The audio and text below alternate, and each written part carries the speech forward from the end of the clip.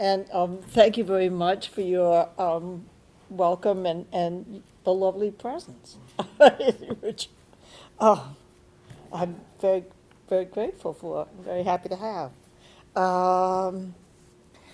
When I was asked by Seth to give a talk here in a series called Philosophy Today, I was initially a little startled because, like Seth, I'm an historian of philosophy, and I specialize in European philosophy of the 17th and 18th century, and most of my work concerns philosophers like Rene Descartes, or let's see if we can make this one happen, John Locke, or George Berkeley, my dearest friend, and they're all dead and gone, right? These many centuries, and the work that they wrote was intended by them certainly to contribute to the philosophy of their day and not to ours, and not to philosophy today. I actually think that it's very unreasonable to expect their ideas to contribute to philosophy today. But I realized that while the past is over and done, and unchanging, the work of historians of philosophy studying the past is in fact always changing.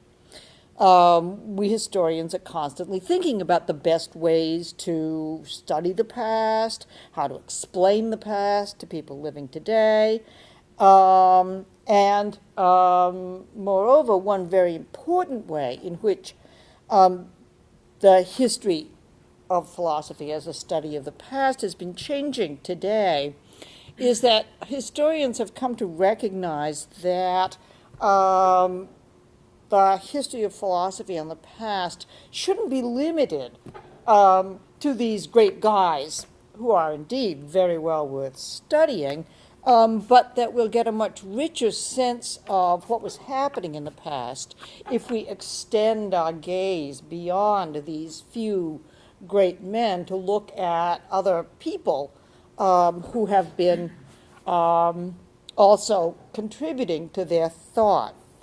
So I thought I would tell you today about one of the ways in which the history of philosophy has been changing because historians have started to ask, where are the women in the history of philosophy?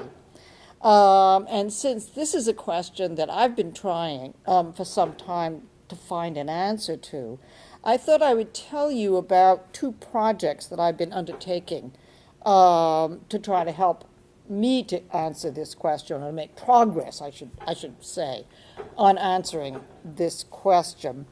The first project, which I'm going to spend the most time on, is one that I worked on initially quite a while ago now, in the early 90s. And the second one is one that I've been cogitating about lately. I need to emphasize before I go any further that I'm going to be telling you a first-person story. But the changes that have been brought about in doing history of philosophy today have been the work of a great many other people. So I want to be clear that I'm not casting myself as the sole agent by any means. Okay, so back in the early 90s, I began to wonder whether there were, in fact, women who were writing philosophy in my period in the 17th and 18th centuries. And this question is, in fact, very relevant to philosophy today. Its relevance is that, in fact, there is a relatively small percentage, it sort of hovers somewhere around 27-28% of all professional philosophers are women. And the numbers haven't really budged much for a considerable period of time. So lots of people, not just me, obviously, have been trying to figure out why there are so few women who are drawn to professional philosophy. Um, so it's true that we had a sort of hint that there might be some. There were a couple of women that scholars knew about, like Princess Elizabeth of Bohemia, whom I'll talk about later, who wrote letters to Descartes, her sister, the Electress Sophie of Hanover, who wrote letters, again, who was involved with Leibniz.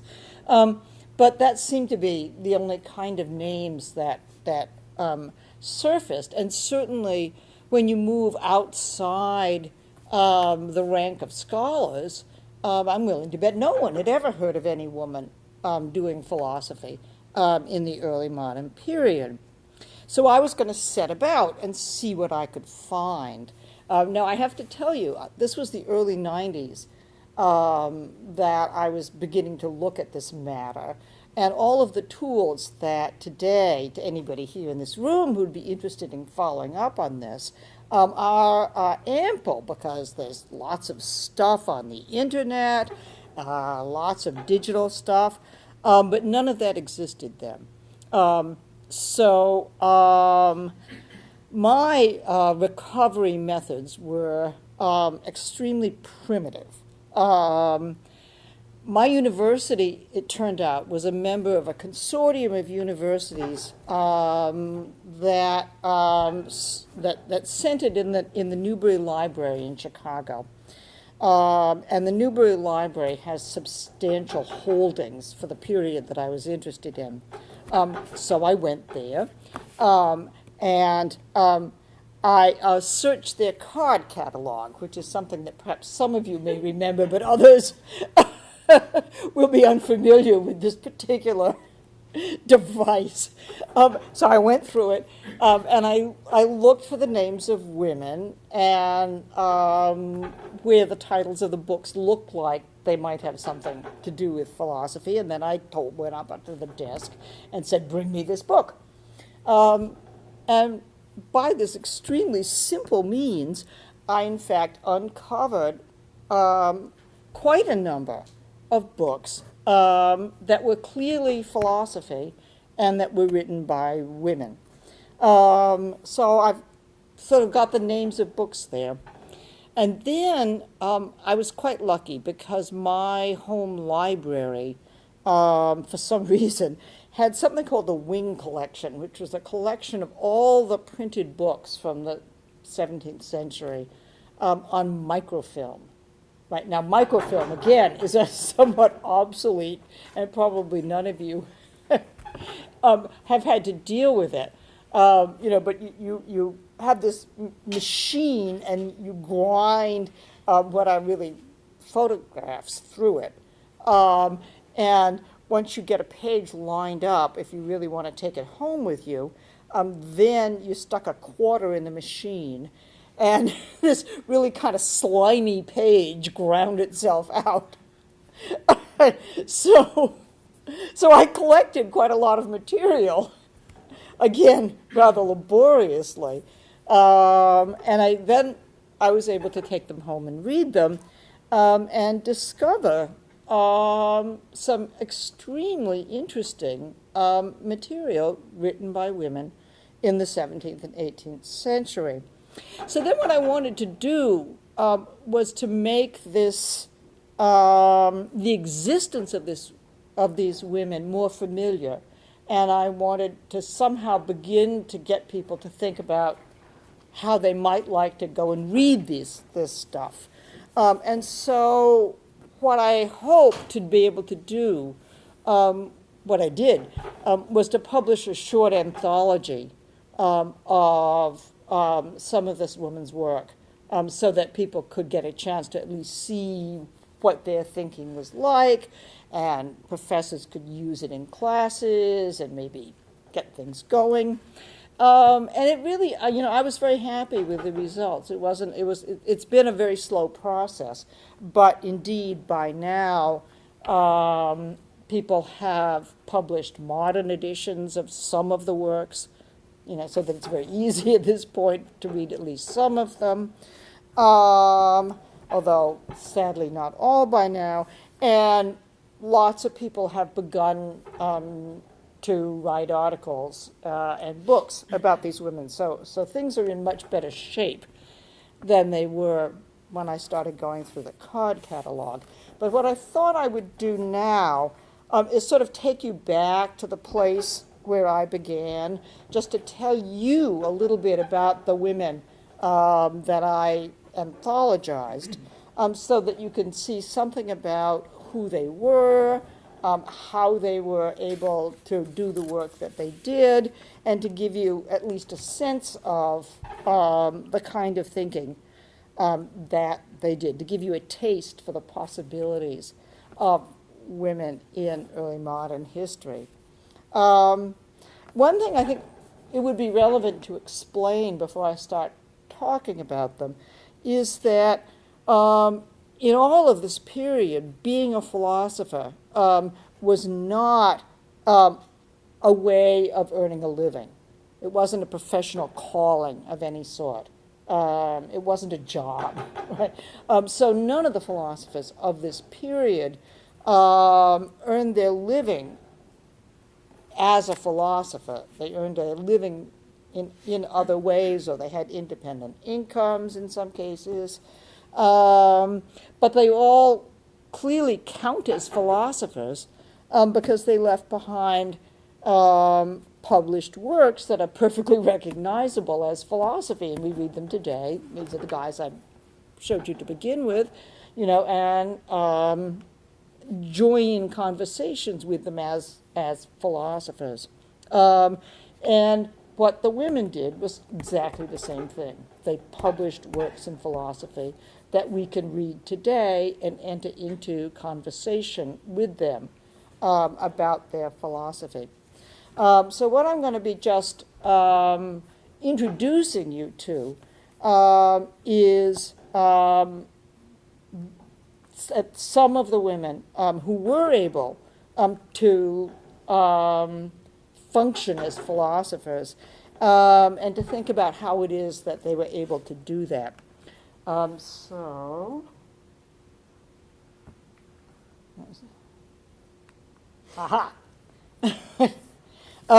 So let's begin with Princess Elizabeth.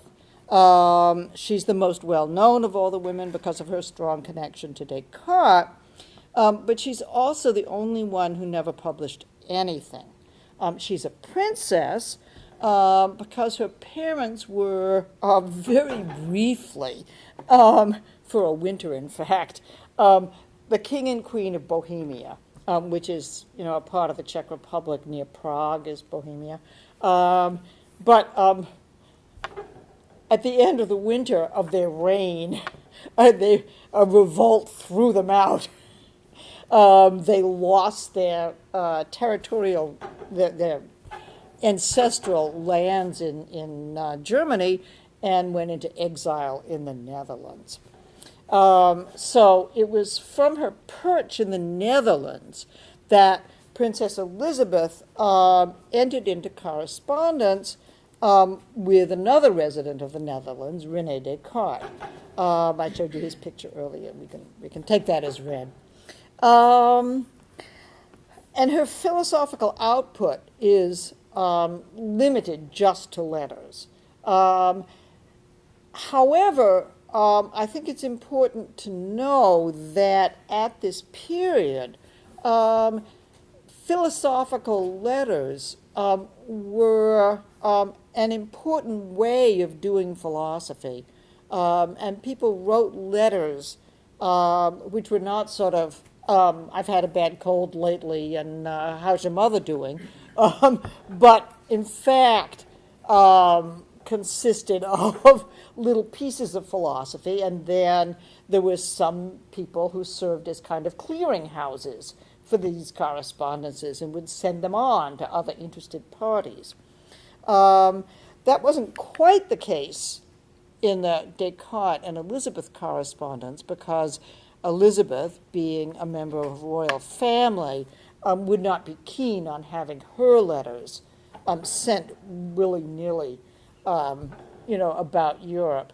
But Descartes' letters, for example, were easy to collect. People kept letter books in which they had copies of their letters.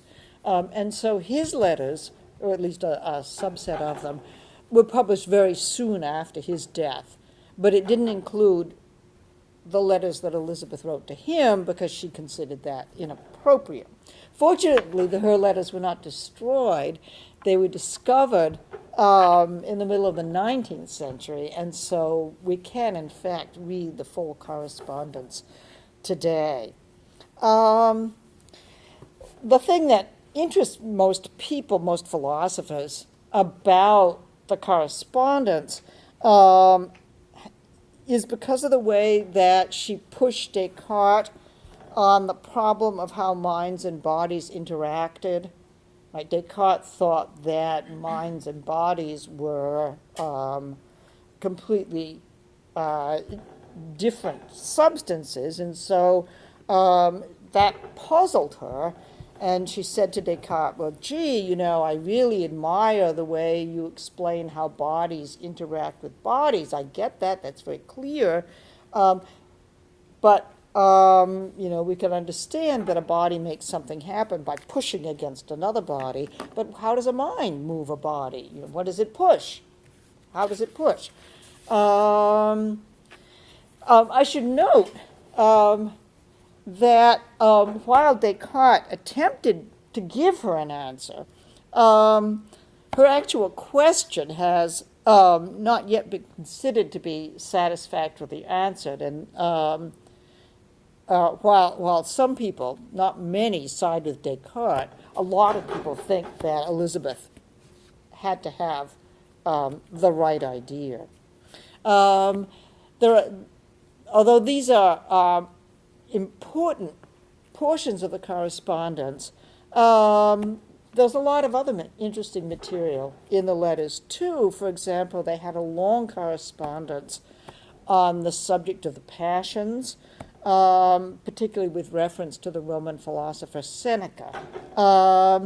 So here we have a woman who had clear philosophical interests, could develop a philosophical problem, and we want to know, okay, how did that happen? It seems as though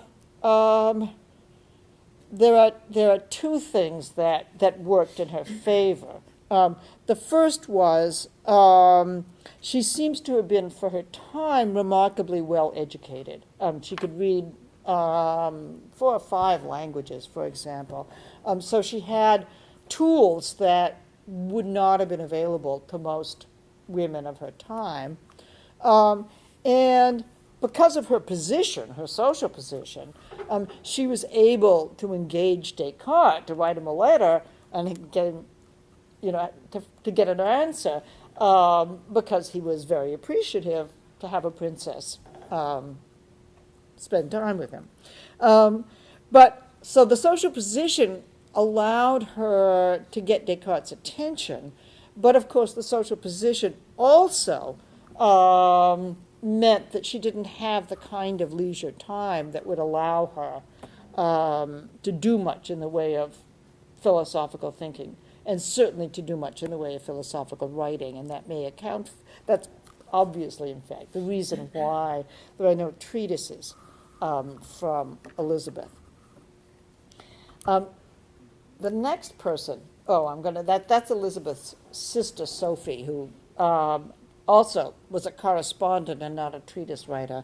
But she was extremely important in the life of Leibniz, both for the correspondence that they shared and for the way in which she was able to protect his time. So I'm going to move on right away to Margaret Cavendish, Duchess of Newcastle.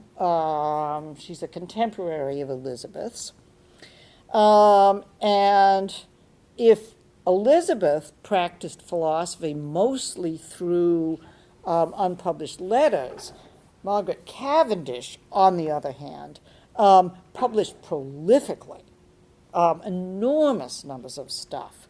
Now, in her case, she was very fortunate in her husband, the fond and indulgent Duke of Newcastle, who himself was interested in, well, he was interested in many things, but in philosophy among them, and was a member with his brother, Sir Charles Cavendish, of what's called the Cavendish Circle, and included a number of leading thinkers, most particularly Thomas Hobbes, but included, in fact, Descartes and many others.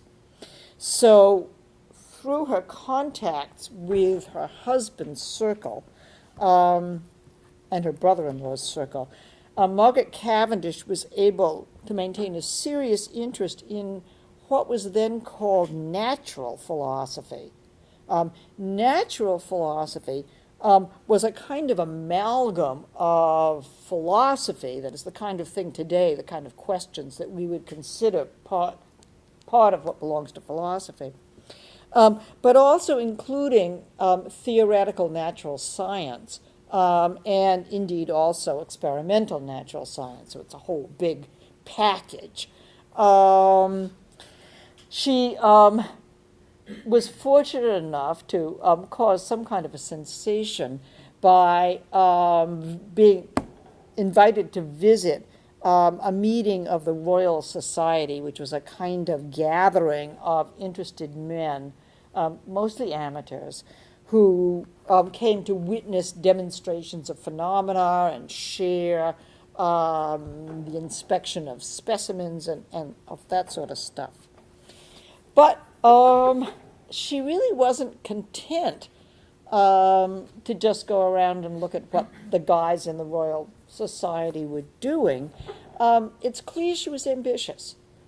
She wanted fame. And she wrote and had works printed in a number of different genres. She wrote poetry, she wrote plays, she wrote a utopian novel, and she also wrote a number of works in natural philosophy. Among these works, I think probably the most interesting are one of the earlier ones called Philosophical Letters, which were in fact letters written to an entirely imaginary female correspondent, in which Margaret Cavendish discussed, for the benefit of her female correspondent, the works of Descartes, Henry Moore, Hobbes, and a continental thinker, Jan Baptist von Helmont. So they're kind of reading notes, as it were, or reading discussions of these works. The next work she wrote was called, that I think is very interesting, is called Observations upon Experimental Philosophy, in which she questions the value of a purely observational science, and she argues for the need to ground any observations in theory. And finally, she has a sort of compendium of her views, which is called The Grounds of Natural Philosophy. I'm sad to say that of these works, the only one that has a modern edition is the Observations upon Experimental Philosophy, which has actually been issued in a very useful edition.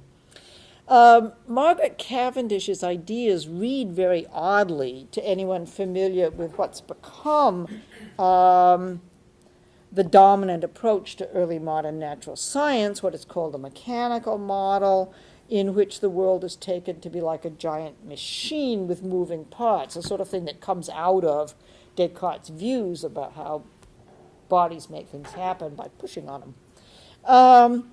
This model, even at the time, was recognized to have a lot of problems, and Cavendish discusses many of them. That is how it is that a motion from one body gets into the next one. Does it jump? And what makes it move in predictable ways. And she proposes an alternative model in which we're to understand nature and bodies in nature as having these three properties. They're material, but nature, or material nature, is infinite, and so material nature is self-moving. Right? It doesn't get pushed from somewhere else. It has to move from within itself, and that's because everything in nature is a body. Nature is infinite. There's no such thing as something outside of nature. So nature is infinite. And if it's infinite, it has to be self-moving because there's nothing outside of nature to do the moving. So, I mean, she's developing in a somewhat disorganized way a very substantial picture of what the world has to be like in order to solve what she sees as serious problems in other views of her time. So again, we've got a case in which we find a woman who is able to make her way in philosophy because of her social position, and in her case also because of her natural temerity. Right? She had a goal and she went for it. Now I'll tell you about, we'll see if the person comes up, yes, Anne Viscountess Conway, also a contemporary of the other ladies. And she too was fortunate in her male connections. In her case, what made her philosophical life get started was the warm relationship she had with her brother, John Finch, who introduced her to his tutor at Cambridge, the philosopher Henry Moore, who was a very important philosopher of that day. And Moore entered into a very lengthy correspondence with Anne, which really consisted of a sort of tutorial on Cartesianism and other philosophical developments. So through her brother, she got a friend who was also a tutor who was able to enlarge and discuss with her the important positions floating around in philosophy. Her household also included, for a time, a wandering scholar called Francis Mercury von Helmont. He's actually the son of the von Helmont that Margaret Cavendish wrote about. And he was a man also conversant with many thinkers of the period, especially Leibniz, but he lived in the Conway household for about 6 years trying to cure, unsuccessfully, sadly, Anne Conway's very debilitating headaches. When Conway died, she left behind a small treatise, and Van Helmont took that treatise with him when he left the household. He translated it, or had it translated into Latin, and then got it published. The original notebook that, in Anne Conway's handwriting was lost. 2 years later, the Latin treatise was translated back into English and published in England under the title The Principles of the Most Ancient and Modern Philosophy.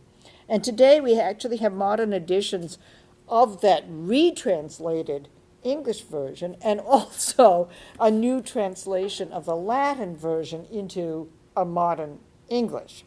So we're very blessed when it comes to Anne Conway. Conway's views, like Cavendish's and also Henry Moore, her tutor, were opposed to the kind of mechanism that derived from Descartes. But she argued for them very, very differently, deriving her views very strictly and logically from metaphysical principles, and also relying in part on the Kabbalah and a kind of Christian version to which she'd been introduced by Van Helmont. So she deduces the structure of the universe and of modes of being in the universe, from the divine attributes of God, on whom everything, of course, depends. So God, she notes, in his essential nature is perfect, right? Can't improve, can't get any better. So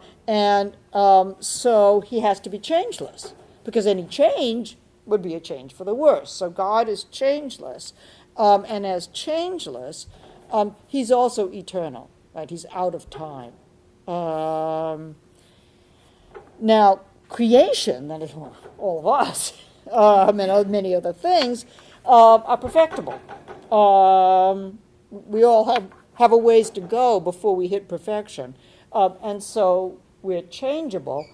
Sadly, we're changeable for the worse as well as the better. What that means, she says, is that unlike God, creatures do have free will, right? So it's in some sense a curse on creatures that they can either do or not do something. Whereas, of course, God, being changeless, never does that. And finally, she thought that there was a middle nature. She calls that Christ or Adam Cadman, which can change, but only for the better. So it's this middle nature which she sees as required to mediate between the changing the changing nature and unchangeable God. And she thinks that middle nature shares in God's nature to the extent that it can change for the better, but it can't change for the worse. So again, we've got a case of a woman who was able to become a philosopher, in her case largely thanks to the circle of friends with whom she was surrounded and who engaged with her in this enterprise. I don't have a picture of Damaris Lady Mashem. I've got a copy. So that is on the front of one of her books. She was both the daughter of a philosopher, Ralph Cudworth. She remained engaged with him and his ideas throughout her life. She was also the longtime friend of John Locke. And in fact, John Locke lived out his declining years in her house, which was a boon to Lady Masham, because it meant that people would come down from London to visit Locke, and she could chat with them too. She's the author of 2 philosophical treatises, both written during this period when Locke was living in her household. The first one is called The Discourse Concerning the Love of God, and it takes issue with a very prominent English philosopher, John Norris, over his claim that God is the only suitable object of human love. Masham argues that while love has different objects, it's not itself different. And she thinks that observations allow us to recognize the nature of love through our love for human beings. The second, right, which I've got the frontispiece up there, Occasional Thoughts with Reference to a Virtuous or Christian Life, is longer and puts forward a positive thesis that virtuous conduct must be based on rational principles. That being the case, she also argues for the importance of education for women as well as men, since virtue requires well-developed reasoning powers. Very, very sadly, in my view, neither of these 2 books has a modern edition. In Masham's case, again, it's the presence of the men surrounding her, her father and her friend John Locke, that made her philosophical development possible. Here's another lady who has left no portrait behind, Mary Astel, who's something of a mystery.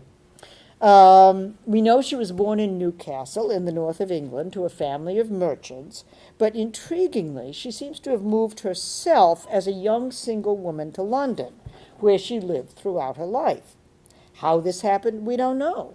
It does seem that after at least several years living in London, she was surrounded by a group of friends, and possibly some titled ladies were acting as her patrons, but as I say, these are all quite speculative. Her first book, interestingly, just like Masham's, was about John Norris, Norris's thesis about the love of God.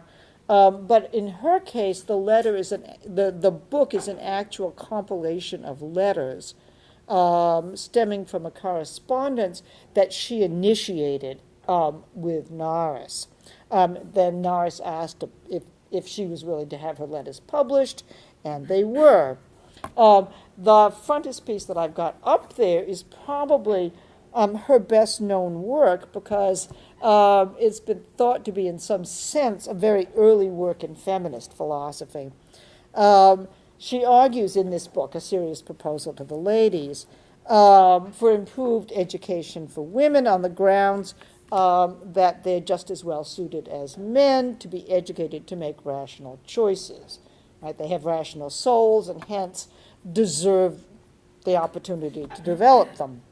Part one suggests that the best thing for women would be to be educated in a religious retreat, but part two, published a couple of years afterwards, she seems to have realized that this is never going to happen, and instead tries to argue for a view of what knowledge is like, and which underlies the account of education that they ought to receive. I mean, what she's really saying is that since it's ignorance that leads to vice, makes you bad. You do bad things because you don't know any better, and therefore it's imperative to provide the kind of development of your rational faculties that will allow you to have knowledge, and then you'll be a good person. So the consequence is that knowledge makes you better. Her final feminist work, Reflections on Marriage, suggests that a local scandal in which the Duchess of Mazarine, locked in a bad marriage, took off with what Astel calls a spruce cavalier. And Astel thinks that might not have happened if the Duchess had been properly educated. She's also the author of a number of pamphlets, largely of a conservative nature, and a very long and interesting work, The Christian Religion as Professed by a Daughter of the Church of England, in which she takes up issues of religious faith. And all of her significant works have modern editions.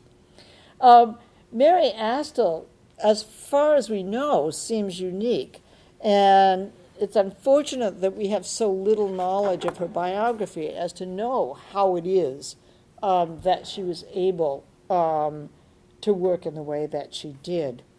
We know a lot more about the next lady that I want to talk about, Catherine Trotter Coburn. First, because her works were collected after her death by an editor, Thomas Birch, who added a brief biography, and second, because he included a number of her letters in his collection. The letters are really fascinating because they show Trotter Coburn throughout her life engaging with other members of her circle over a discussion of books and ideas. So you get a picture, this may of what may very well be a common phenomenon of people who are interested in ideas and interested in talking about them, engaging in larger circles of like letters. We know she was the daughter of a sea captain. He died of the plague on the run to Turkey, and his family was left in straitened circumstances. So she set about to try to add to the family fortunes, first by writing plays, but she also, while she was working as a playwright, published a short work of philosophy, a defense of Mr. John Locke's essay of Human Understanding, in which she deftly defended Locke.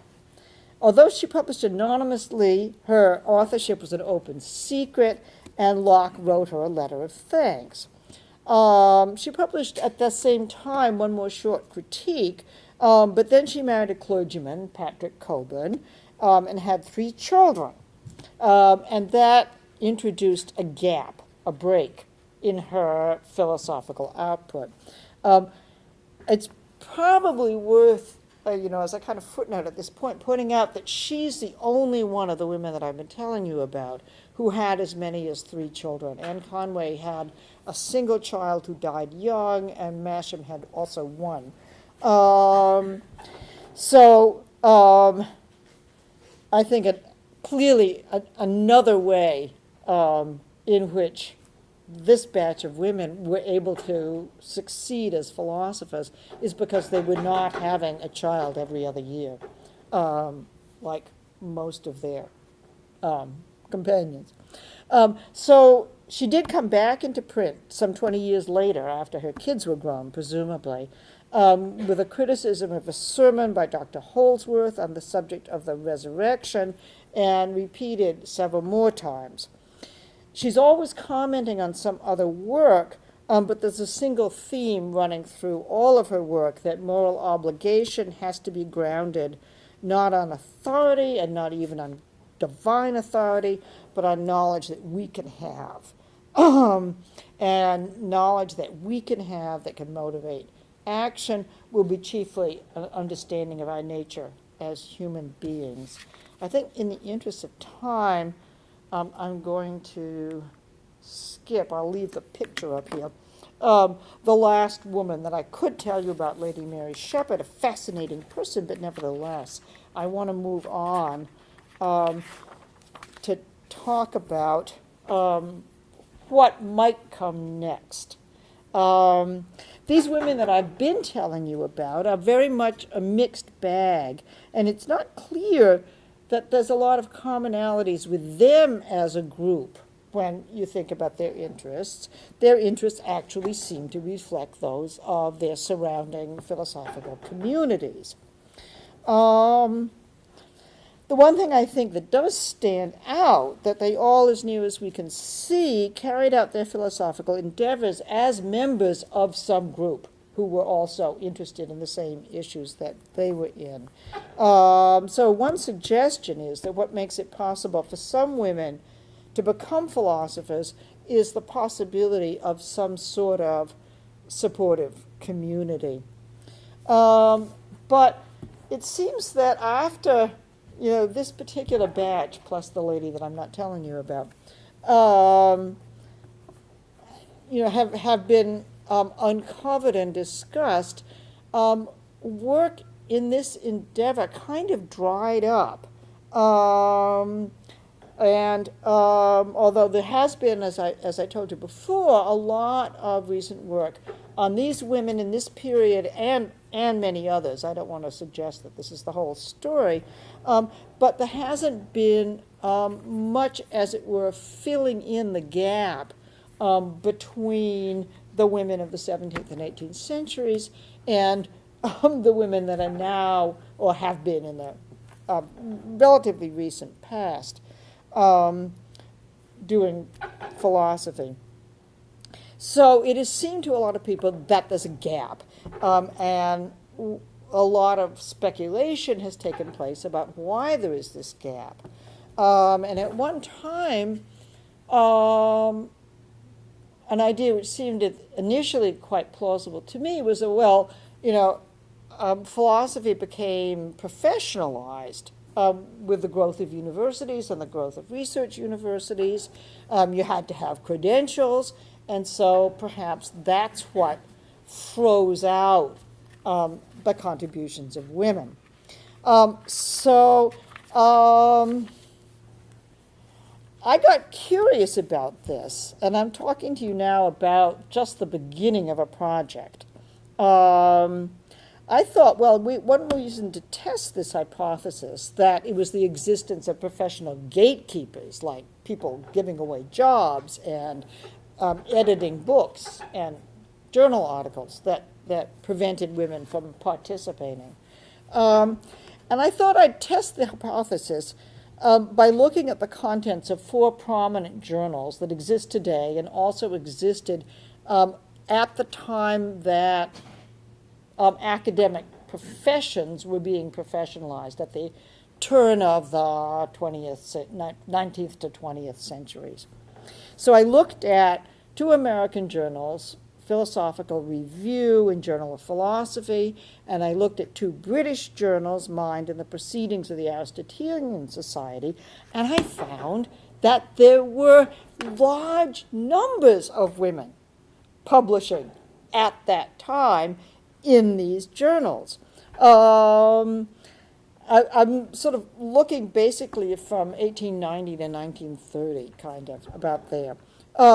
And as a very rough count, I came across, in these 4 journals alone, 272 articles published by women, as well as reviews, discussion notes, and all of that kind of stuff. In fact, it seems that, again, just looking at this sample segment that I was identifying, there were at least 100 women who participated in one way or another in philosophy. What I'm reporting to you here is really the possibility of a research project. I don't know very much about the women that I uncovered. I'll tell you a little bit in a minute. And I think there's probably a whole lot more. I think that we can identify some obvious factors in the growth of women in philosophy at this time. The most obvious one is the growth of the presence of women in higher education. Right? So all of the early modern women needed somebody to teach them, to educate them.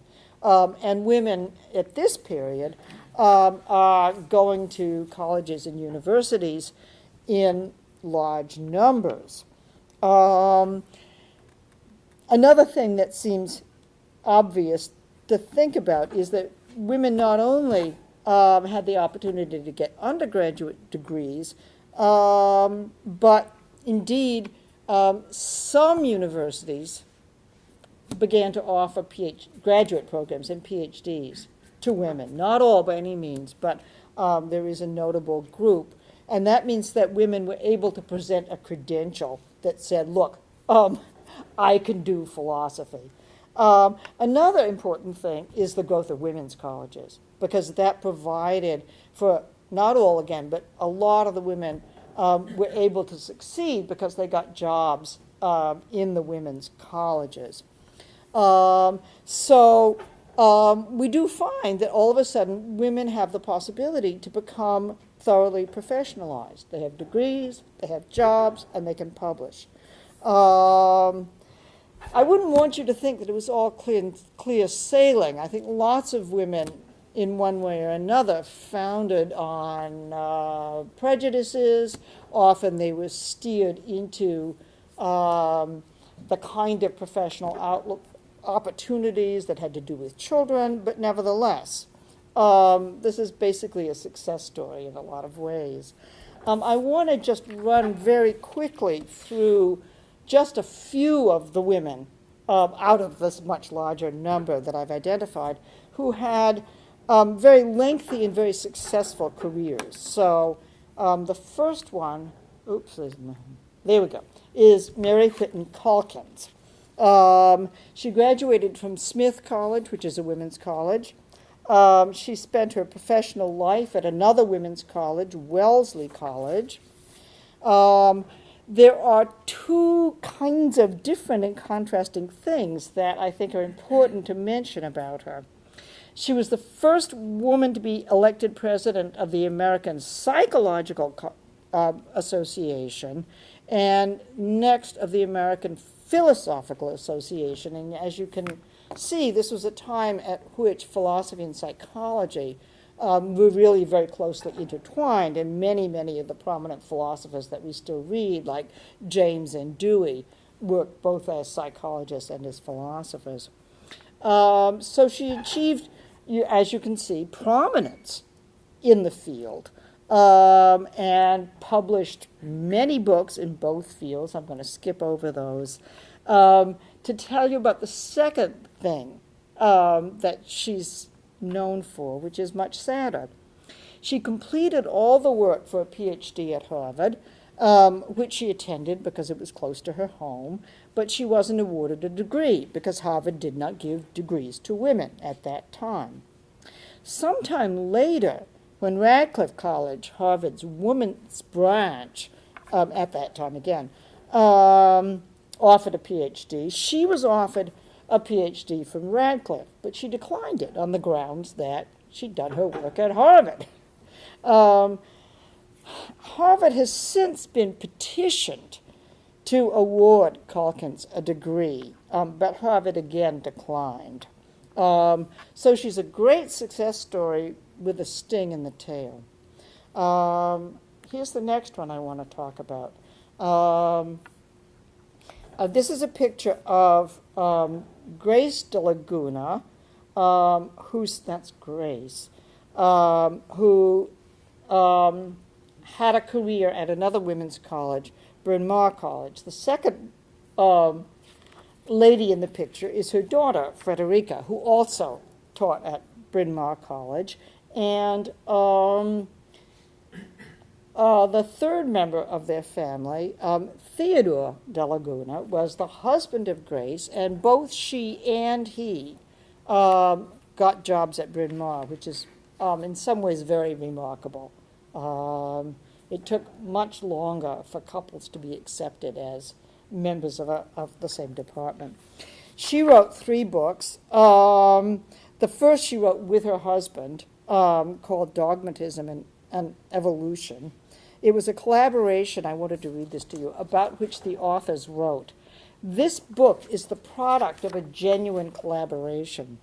Some division of labor was necessary at the outset, but almost endless discussion, together with repeated revisions by both authors, had made the work, in a peculiar sense, our common property. Like Calkins, she was president of the American Philosophical Association. Tantalizingly, an online article about de Laguna reveals that the Bryn Mawr College archives contain much unpublished work by and also about her, a very interesting research project for someone, and a hint that much interesting materials may be lurking in college archives. I'm going to go on and just tell you about 2 British philosophers. This is Hilda Oakley. She studied at Somerville College, Oxford, then a women's college. And when she studied there, they weren't empowered to confer degrees, but that changed at a later time, and they did give her a degree, and she accepted it. In her first job, she became head of Canada's first women's college, the Royal Victoria College at McGill University. Subsequently, she returned to England and finished her academic career at King's College London. She, like the other 2 women, was very prolific. She published 7 books, enormous numbers of articles, and an autobiography. She was the president of the Aristotelian Society, which is an honor similar to that of being president of the American associations. And finally, this is Susan Stebbins, who graduated from Girton College, Cambridge, by now, as you probably know, a women's college, followed by 2 advanced degrees from colleges attached to London University. She taught philosophy first at King's College London and subsequently at Bedford College. She was president of both the Mind Association and the Aristotelian Society. She authored as many as 9 books and was a founding editor of the journal Analysis. Stebbins still has admirers for her work in the theory of logic and in philosophy of science. So I want to emphasize that what I'm bringing you as a result of what I and many others have been doing, good news. If you want to know where are the women in the history of philosophy, you just have to go and look. And In my experience, which I've been trying to share with you, you'll find any number of thoughtful and intriguing thinkers. And I think there's every reason to believe that there are many more such women to be found in different periods or in the periods that we've been looking at. Consider these four women at the end that I've been highlighting. It's clear that they were extremely productive, and it's clear that they were each well recognized by the presidencies that I've been talking to you about. But there's sort of a niggling bit of bad news in here, because it's equally clear by now that just like the earlier women recognized in their time, these women have been, by and large, almost completely forgotten. And I think this is what provides the most significant challenge for those of us interested in changing the history of philosophy today and recovering the history of women in philosophy. That is, to make sure that their history becomes sufficiently well integrated into the history of philosophy that they will never be forgotten again. Thank you.